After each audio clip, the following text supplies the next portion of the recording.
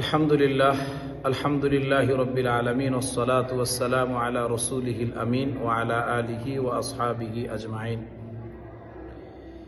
হাদিসের মধ্যে আসছে রাসূলুল্লাহ সাল্লাল্লাহু আলাইহি ওয়াসাল্লাম বলেছেন, রোজা কবুল হওয়ার জন্য শর্ত হচ্ছেন ৬টা। ১ নম্বরে নজরকে হেফাজত করা, ২ নম্বর জবানের হেফাজত করা, ৩ নম্বর কানের হেফাজত করা, ৪র্থ নম্বর আমাদের দেহের যেই সমস্ত অঙ্গ প্রত্যঙ্গগুলো আছে ওইগুলার হেফাজত করা, ৫ নম্বরে সাহরি এবং ইফতারের মধ্যে হালাল খাদ্য হালাল খাবার গ্রহণ করা এবং অতি বোঝন না করা, যে সাহারির মধ্যে এরকমভাবে খাইলাম পরে আমার হাঁটতে কষ্ট চলতে কষ্ট, এরকম যেন না হয়। ৬ নম্বরে আমার রোজাটা কবুল হচ্ছে কিনা এরকম একটা ভয় আমার দিলের মধ্যে থাকা। এই ৬টা হচ্ছে রোজা কবুল হওয়ার শর্ত। আমরা এই ৬টা শর্ত মেনে ইনশাল্লাহ সকলে রোজা রাখার জন্য চেষ্টা করব। আল্লাহ আমাদেরকে কবুল করুক।